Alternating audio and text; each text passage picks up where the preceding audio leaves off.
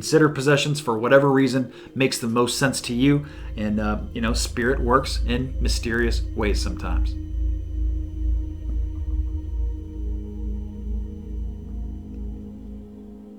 Hey guys, this is Scott Sagent, your favorite psychic tarot reader. I have a very interesting video for you here today. This is an analysis between a paranormal event that I had happen in 2 of my readings this March. And of course, doing in this line of work, as you can imagine, I do get to witness some pretty amazing things happening. So this is going to be an explanation of what I call a sync loop.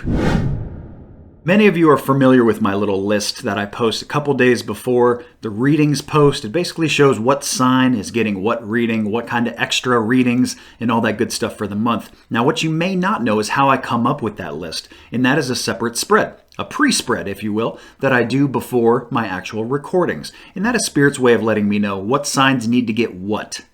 So the first thing that you'll notice here for March is that there's only 2 signs that got animal totems at all. It's just Scorpio, and it's just Virgo. And the very important thing to remember too is that both of these events happened during the animal totem set. Okay, so let me set the stage a little bit here. I am a night owl by nature. I am usually up very late into the night. This event happened at 3:33 a.m. This was, first of all, that is kind of a 333, synchronistic number, first of all, kind of like an angel number. But more so than just that, it falls into the range between 3 and 4 a.m., which is classified and known as the witching hour. I believe that between the hours of 3 and 4, that spirituality is heightened, and I think it's because the veil is thinner during that time. And I think it has a great amount to do with the dew points. I think that's actually what makes the veil thin on the physical side of reality.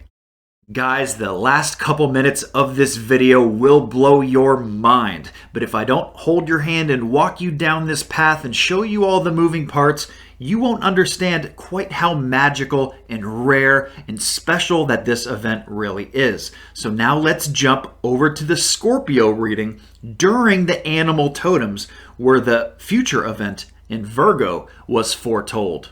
You don't have to know every single thing that is going on to understand. It's just like electricity. Everybody knows how to flick on the light switch on and off, but very few people understand the how it works, the intricate parts of it. And that's what Spirit's saying here. It's not important. It's not relevant. You know how to turn the light on and off? Yeah, of course you do.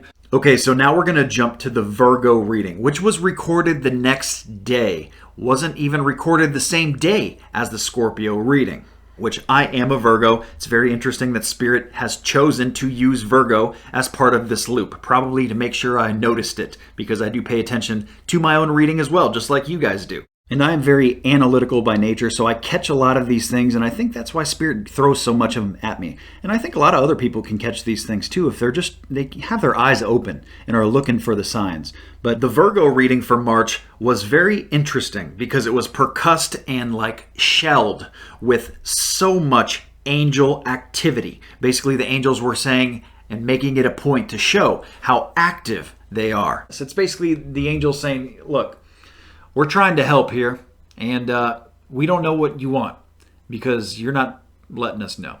You're not being very clear in your own mind what you want. So how are we supposed to know what to do to help you manifest it, to bring it to you? They're helping you here. I have, in story 2, for example, it was Archangel Michael. That's the big angel, okay? That's one of only 2 named angels in the Bible. So, there's a lot of help going on here for Virgos in the month of March. You're not alone, okay? Even though they talk about bringing in information and symbols and helping you understand spiritual truths. So again, they're just reiterating and reinforcing the fact that they are there and they are helping from behind the scenes, behind the curtains. Now that we've set the stage of the angel activity with the 333 and the reiteration of how active they are, let's get into the runestone, which actually made very little sense to me. And you can even see when I'm reading for it, I'm like, man, what do I do with this? This has nothing to do with the reading itself. This is an interesting one to come up because this is not something we talked about. Well, we did talk about some money things, but they talk about possessions, Virgo. Possessions with the runestone. So basically it's hard. There's not really a card that brings that up. I'm trying to think, but unless they just say, it's time to sell something, it's hard for them to talk about possessions. So I read the runestone the way that I always do, the typical standard definition for it, but it didn't really make sense. It didn't really resonate, and you can kind of see that based on my reaction to it coming up. I didn't really know where to attach it, to be quite honest. And it wasn't until later when I realized this sync loop that, possessions, it has more than one definition. And one of these has to do with control over something. Control over what? Well, control over something like electricity, perhaps? And, spirit works in mysterious ways sometimes.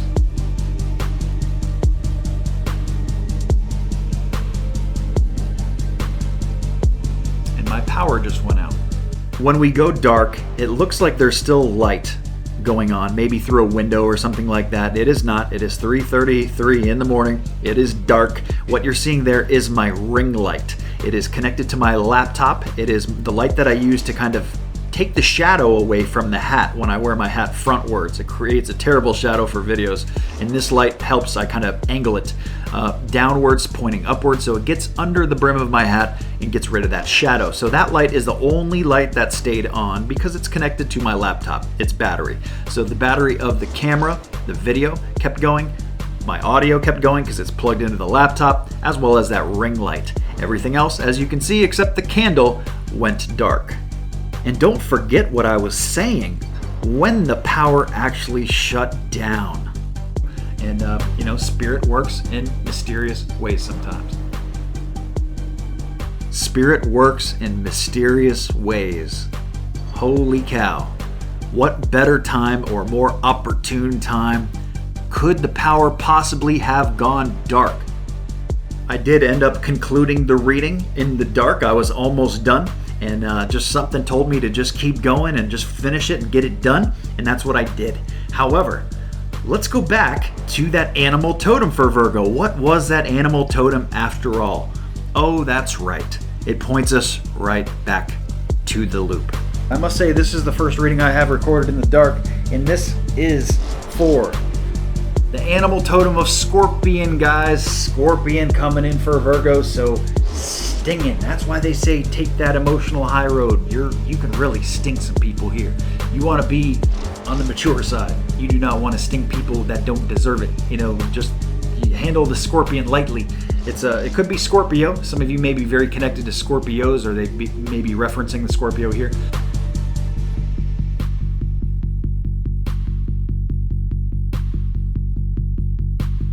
From crow into bat, well, the first thing is the sight difference.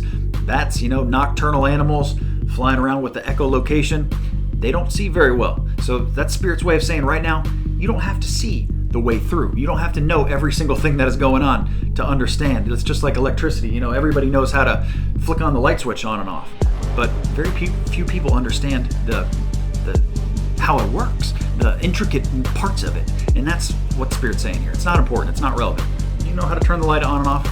Yeah, of course you do. So that's all you need. It could be Scorpio. Some of you may be very connected to Scorpios, or they may be referencing the Scorpio here. But from crow into bat, well, the first thing is the sight difference. Bats, nocturnal animals flying around with the echolocation, they don't see very well. So that's Spirit's way of saying right now, you don't have to see the way through. You don't have to know every single thing that is going on to understand. It's just like electricity. Everybody knows how to flick on the light switch on and off, but very few people understand the how it works, the intricate parts of it.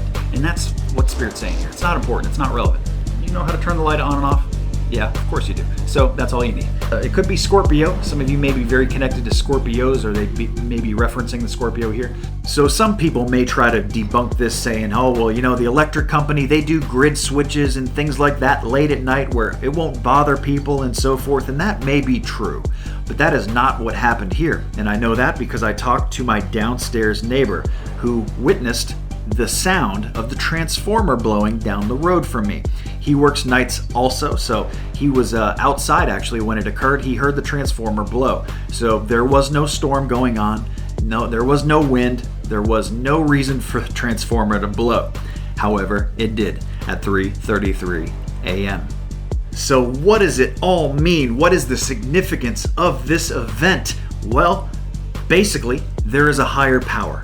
It is undeniable. If you look at all the facts of this video that I've presented, it is basically saying, hey, you know what? Magic exists. A higher power exists behind the curtains. There is a lot of stuff that we do not understand. But how cool is that? And in the end, if we're just going to wrap it up into 2 words, this whole thing is about God wins.